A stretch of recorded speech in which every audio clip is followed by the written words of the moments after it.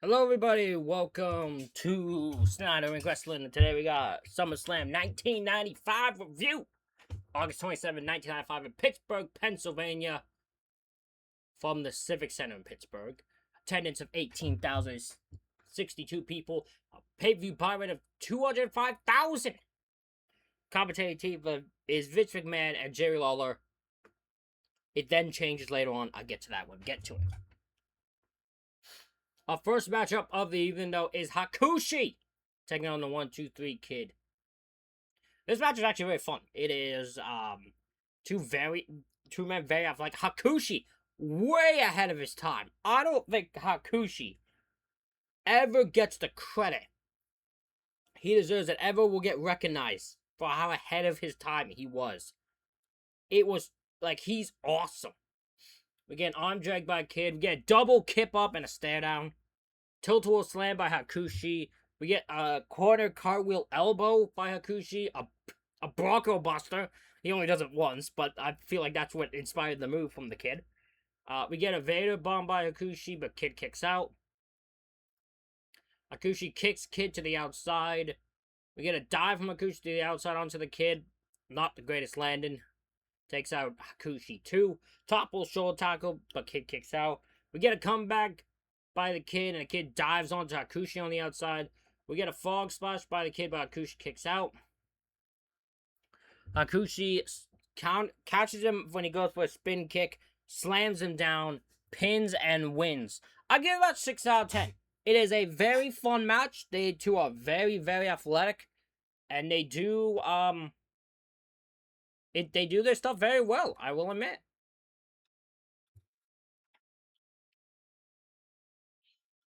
Our next matchup after that is Hunter Hearst Helmsley. I have it written down as Triple H. Taking on Bob Sparkplug Holly. This is race car Bob Holly. So yeah, if anyone doesn't know this version, Bob Holly, you're in to be thrown off here. Holly slams Helmsley at the start. Rake to the eyes by Helmsley. Helmsley throws Holly really hard into the turnbuckle. Like, it got... Even I was like, Jesus, the reaction. They get a knee drop. Hunter with a hip toss. Holly over the top rope to the outside. That looks insane.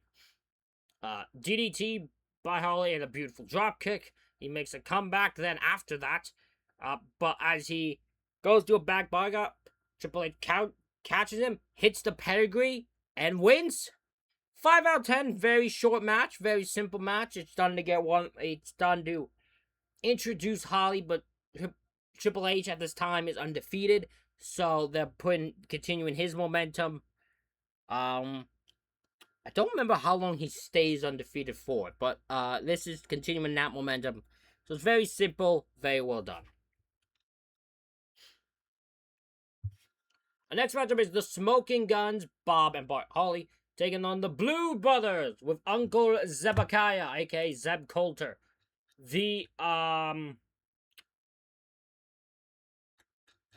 Hold on. The Blue Brothers are Jacob and Eli, okay, the Harris brothers later on in WWF, and I think they were in the Attitude Era around.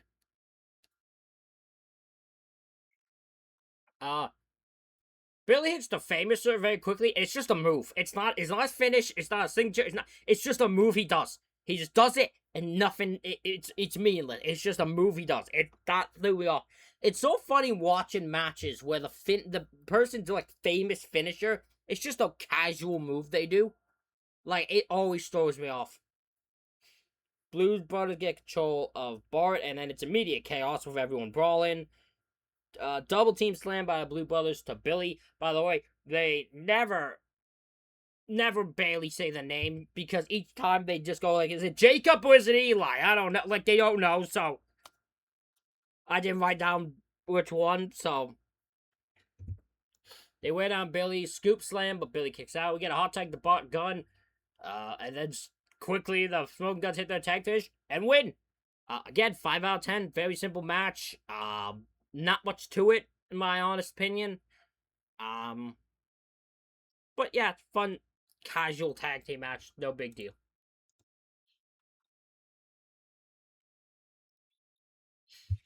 Our next up matchup, which this threw me off that he was on a SummerSlam, it is Skip from Chris Candido with his wife Sunny, who, less said about her the better, taking on Barry Horowitz, who I have no memory being on a SummerSlam.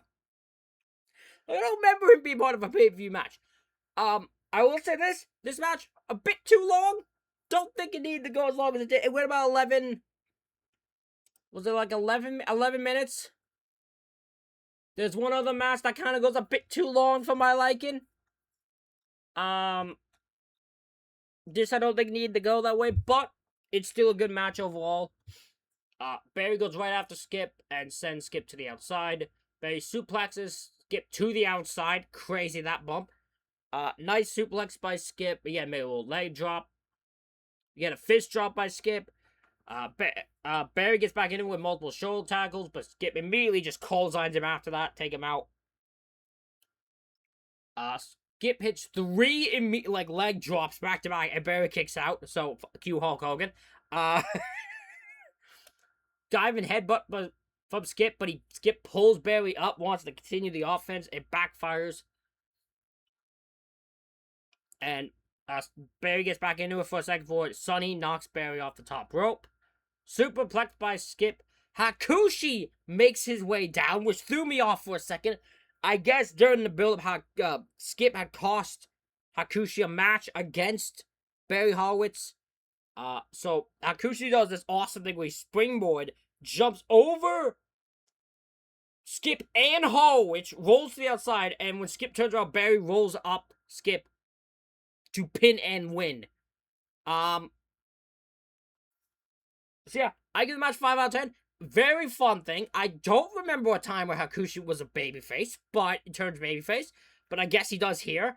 In fairness, he was probably got a louder reaction. He got multiple pops during the match with Kid, so makes sense. Yeah,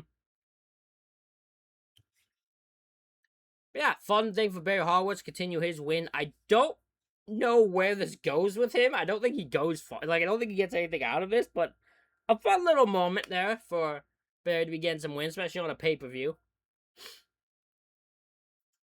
Our next matchup is for the WWF Women's Championship as Alundra Blaze takes on Bertha Faye with Harvey Whippleman. Now, I don't know much about Bertha Faye as before WWF. Well, I do know. She was a fucking actual wrestler when what they made her here. Oh my god, this match just annoys me. This match just annoys me. This gimmick Bertha Faye annoys me.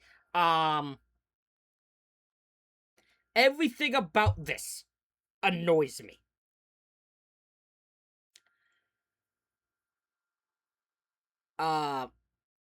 This match is not even good either, which annoys me.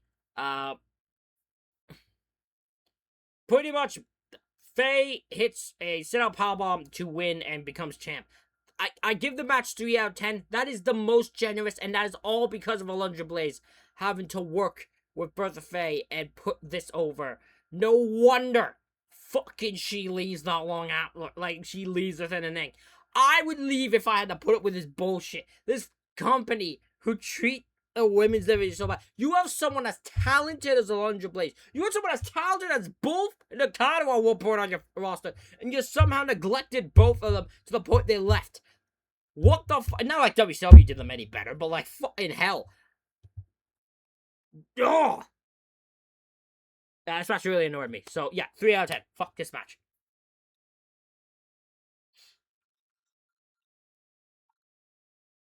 Our next matchup is The Undertaker with Paul Bearer taking on Kama with Ted DiBiase in a casket match.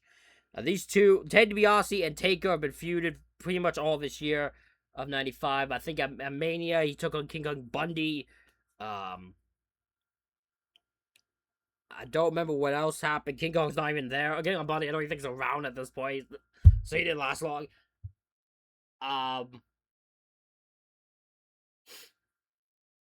So yeah, Kama has and Ted DiBiase currently in possession of the chain that is the urn now, because I guess they melted it.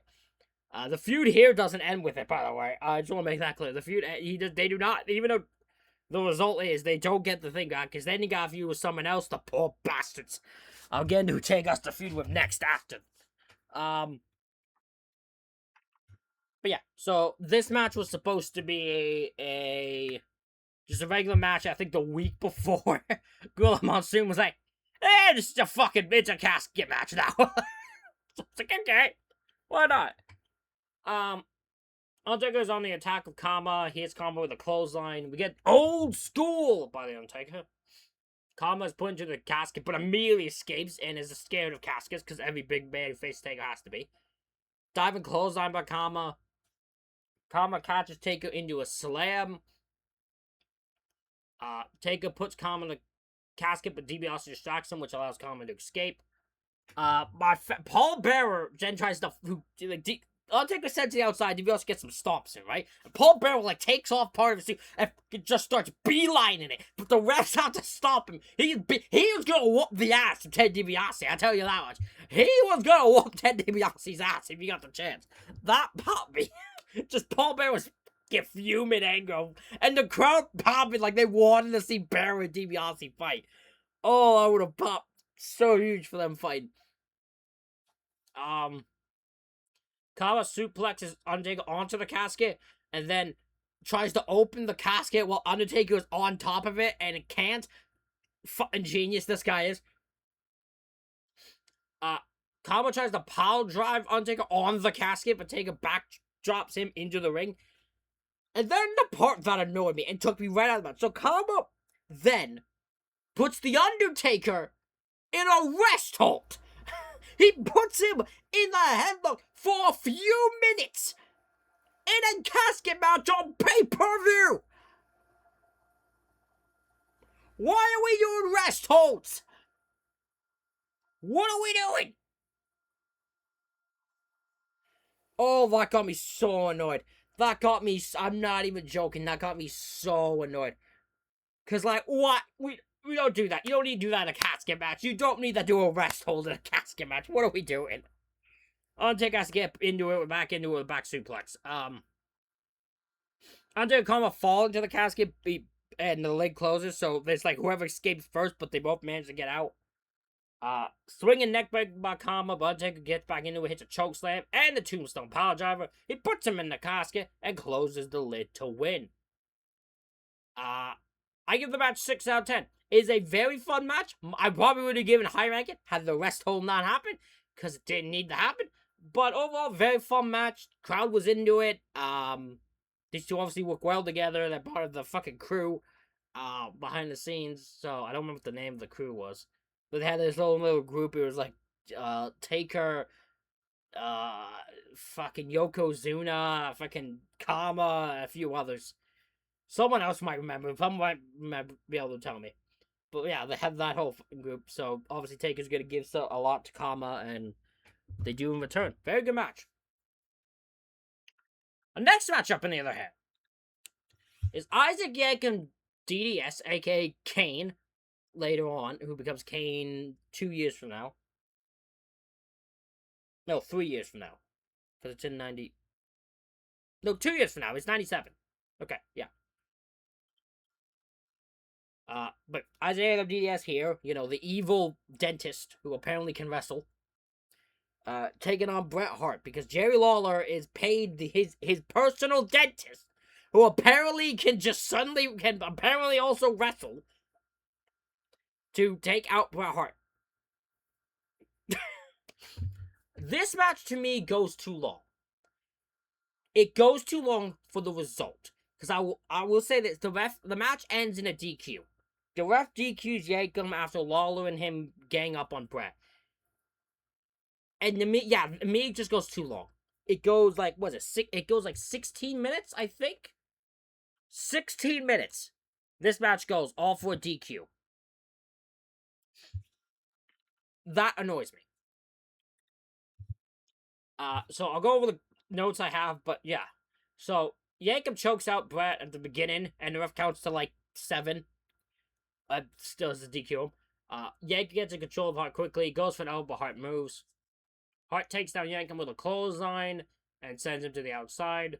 Hart with a scary dive, looks like he almost fucking drops himself on his head when driving onto Yankum. Brett with a backslide, but Yankum kicks out. Yankum sends Hart into the corner, like doing his fucking corner chest bump, which always looks brutal to me. He wears him down. He sends Hart into the post. Yankum hits a top rope leg drop, like Brett's leaning against the ropes on the apron. He fucking leg drops him. It looks sick. But Hart kicks out of that. Hart hits a bulldog, but Yankum kicks out. Hart hits the middle rope elbow and locks in the sharpshooter, but Lawler gets off of commentary and pushes the ropes towards Yankum. Hart tosses Yankum off the top rope and dives onto, but Yankum dives onto Hart as he's punching Lawler in the face. They then tie him up, like, throat first into the rope, and Lawler and,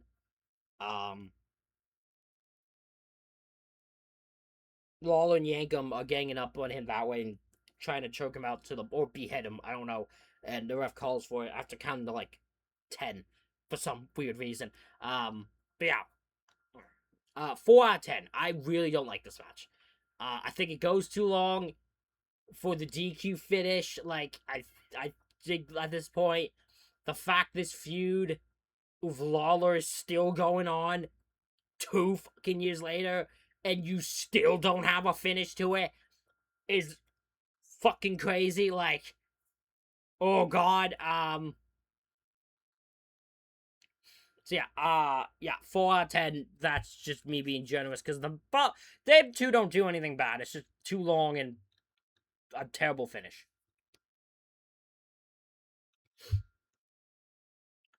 Our next matchup is for the Intercontinental Championship in a ladder match, a rematch for WrestleMania 10. It is Shawn Michaels defending the title against Razor Ramon. So yeah, WrestleMania 10, these two had the first ladder match. Because it's not the first. It's technically the second. But these two, the match at WrestleMania 10, Razor would get the win. Now these two are having a rematch a year or so later. And both are baby faces at this point, which is also interesting. Razor avoids Sweet Chin Music, and Shawn avoids the Razor's Edge, both avoiding their big moves. Razor sends Shawn to the outside, and Razor suplexes Shawn to the outside. And I don't know why Shawn didn't do. Shawn's leg hits the barricade, like full on hits the barricade. He doesn't. He ends up selling the leg later, but not here. I would have started selling the leg here when he hits the leg thing on the outside, but he doesn't. We then get a double down. Shawn pushes the ladder over, Razor on it. Razor pushes the ladder over, and Shawn. Oh Jesus! Shawn's leg is like in it and goes down. Oh Jesus! No wonder, it was a nasty fall. Shawn's leg gets messed up there. No wonder he sold it there, because he had no choice. And Razor begins targeting Shawn's leg. He body slams Shawn, and pretty much his legs just the only thing that lands on the ladder. Brutal. Continues to target Shawn's leg. Shawn knocks Razor off a ladder. Shawn back suplexes Razor off a ladder. Shawn then sets the ladder up in a corner and sends Razor into it twice. Shawn then sets up the ladder, does a moonsault off the ladder onto Razor. He goes for then a splash off the top of the ladder, but Razor moves. Both men then are on top of the ladder and fall onto it. And Shawn gets crotch first on the ladder. Razor takes a nasty ass fall because I think they're both supposed to be crotched, but Razor can't reach it, so he just kind of fucking falls. It looked bad.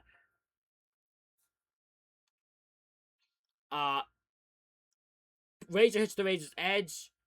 Razor takes forever to set up both ladders for some weird reason. Shawn climbs up and super kicks Razor off the ladder.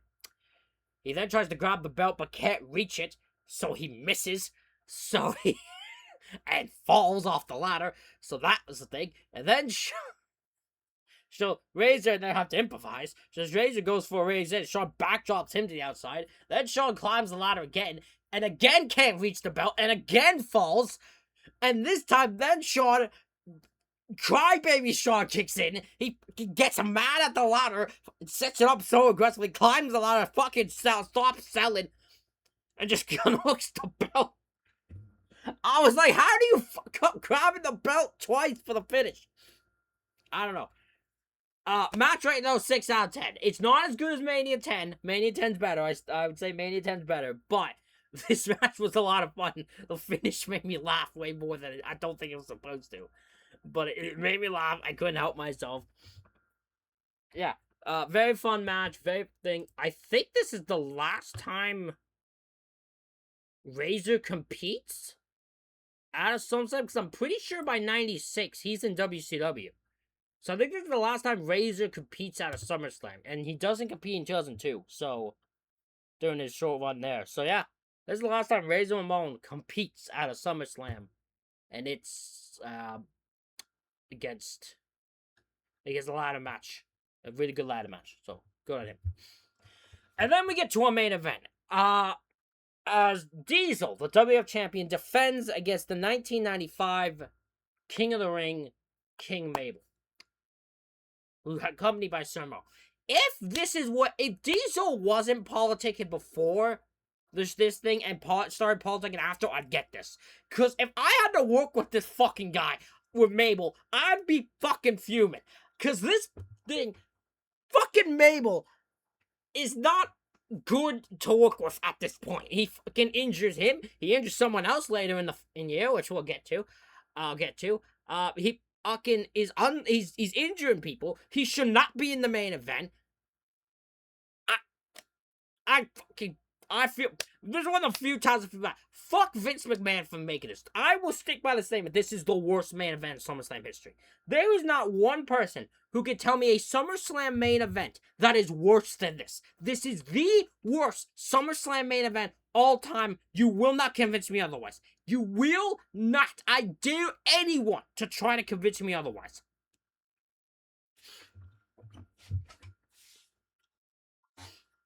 So, Mabel's in control early. Diesel hits elbows in the corner and sends Mable to the outside and dives onto him, which I didn't think Diesel did. Mable sits on Diesel's back and full-on injures his back. Like, he fucks up Diesel's back because of this. Because he full-on sits all of his weight on his back.